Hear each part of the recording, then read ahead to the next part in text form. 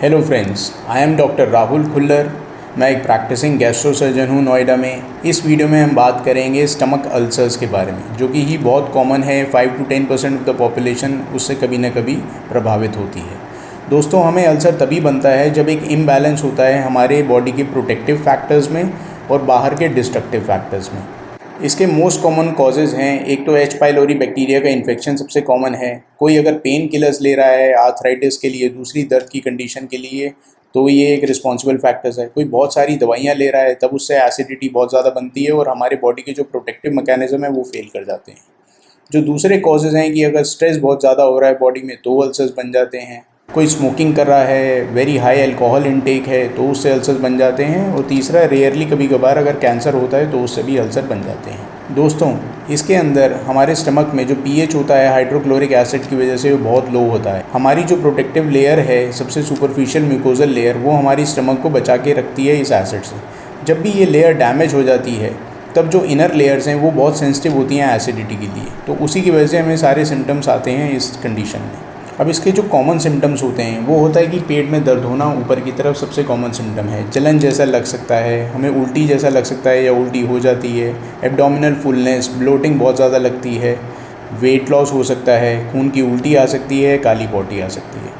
दोस्तों, इसमें कुछ अलार्मिंग सिम्टम्स भी हैं। जब ऐसे सिम्टम्स हों तो हमें फटाफट डॉक्टर को दिखाना चाहिए और इसमें देर नहीं करनी चाहिए। जैसे किसी को खाना खाने में अगर कोई परेशानी है, बहुत ही हाई अनइंटेंशनल वेट लॉस हो रहा है, किसी को आयरन डिफिशिएंसी अनीमिया हो गया है, बहुत ही ज़्यादा रिकरेंट वॉमिटिंग आ रही है, तो ये सारे अलार्मिंग सिम्टम्स हो सकते हैं। अब दोस्तों, इसमें पेप्टिक अल्सर में जो पेट के अल्सर होते हैं वो खाना खाने के बाद उनकी जलन बढ़ जाती है। इसकी वजह से लोग खाना नहीं खाते तो वेट लॉस होता है। ऐसा ही सेम अल्सर थोड़ा सा उसके आगे रास्ता ड्यूडेनम में होता है, पर उसके अंदर फ़र्क ये होता है कि खाना खाने से उसका दर्द बेहतर हो जाता है। तो लोग ज़्यादा खाना खाते हैं पेन को ख़त्म करने के लिए, तो उसमें वेट गेन होता है। इससे हम इन दोनों को डिफ्रेंशिएट कर पाते हैं।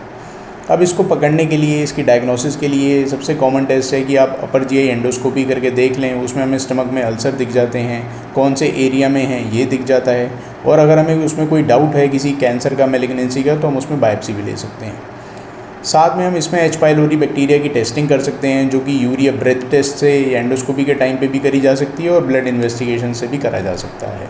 अब दोस्तों, इसके ट्रीटमेंट में मेडिकल थेरेपी जो है, आजकल जो दवाइयाँ हैं वो बहुत ही हाईली इफ़ेक्टिव हैं इसको ट्रीट करने के लिए।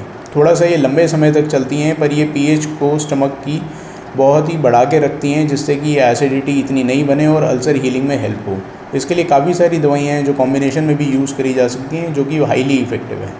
पर कभी कभार अगर मरीज़ को बिल्कुल रिफ्रैक्टरी हो या अल्सर की कोई कॉम्प्लिकेशन हो, अल्सर फट भी सकता है, ब्लीडिंग भी हो सकती है उसमें, या एसिड नहीं कम हो पा रहा है, तो फिर हमें सर्जिकल मेथड्स की ज़रूरत पड़ती है। पर ये less than 5% of the patient population में ही ज़रूरत पड़ती है।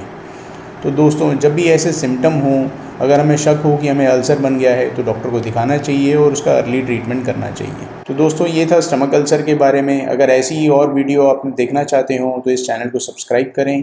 Thank you.